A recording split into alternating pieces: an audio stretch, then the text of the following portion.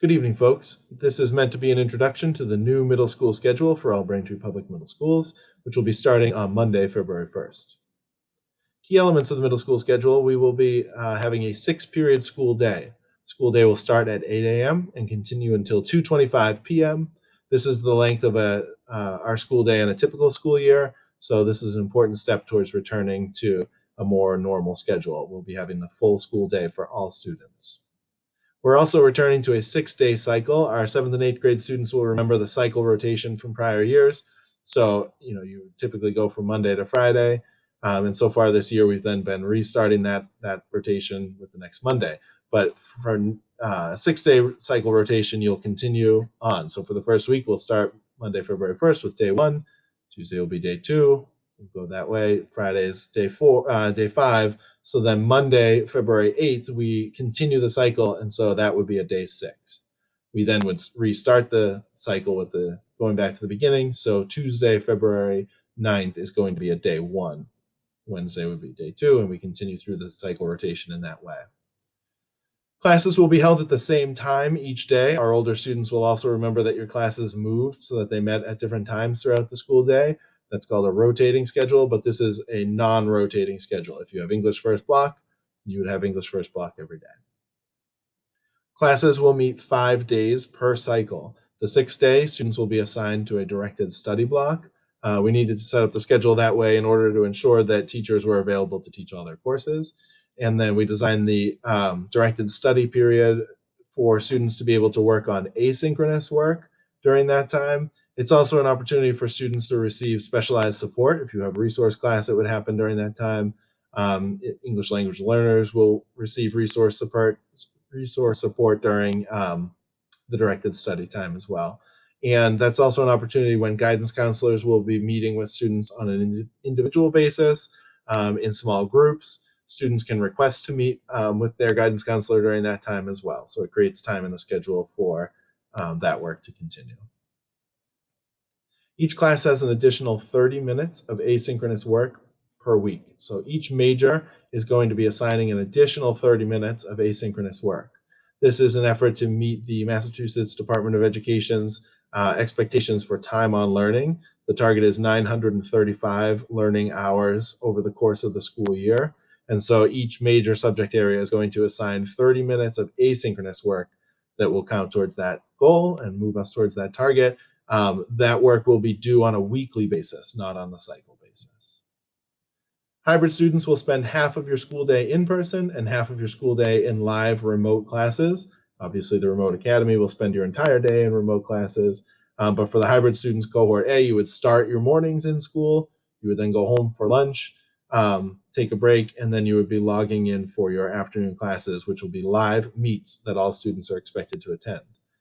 For cohort B students, you would start your morning, you'd log into your classes starting at 8 a.m., go through the morning that way, you'd have a lunch break, and that would also be your time to travel to school because you'll be reporting to school for your live in-person classes for cohort B in the early afternoon.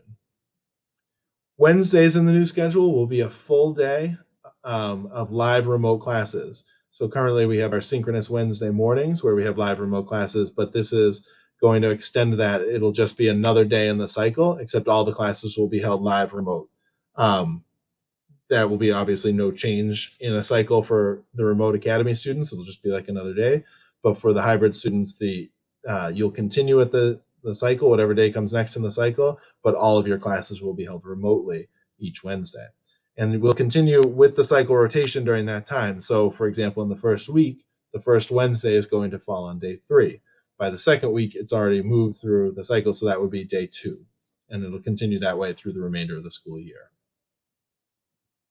This is an example of the middle school schedule sheet that all students will receive. It's blank, and then when students get their individual schedules printed out of Aspen, you'll be able to fill in each period throughout the schedule. So you can see each day is listed along the top, and then you would have all the courses for that day listed underneath it.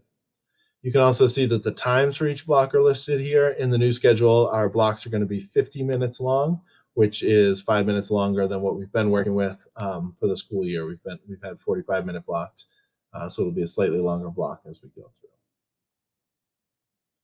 This is an example of what students will receive printed out from Aspen.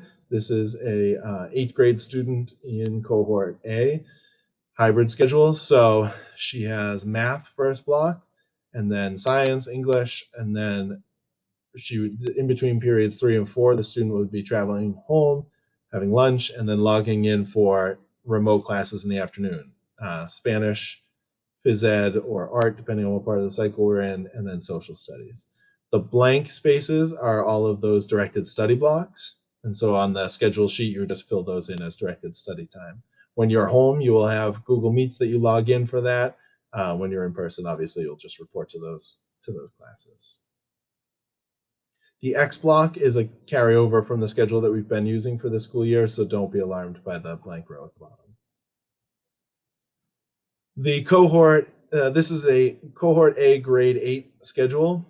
So this is just the Aspen printout that you saw on the last slide has now been filled into our schedule with the times for the blocks. You can see it's 8th grade just because world language is a full cycle course.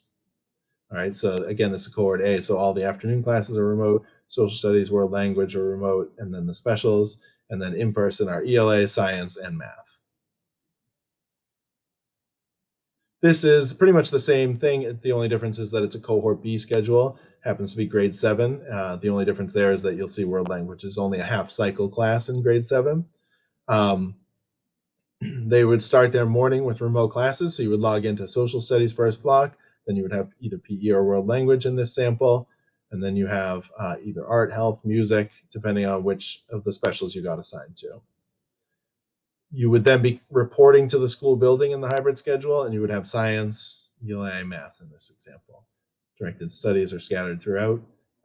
Remote academy students, this is exactly the same sort of schedule you'll have. The only difference is you're not traveling during the middle of the day. You would just be having a break time. You could work on asynchronous work during that time, and then you're able to start logging into your afternoon classes. So hopefully that made a little bit more sense of the new schedule that students will be starting on Monday.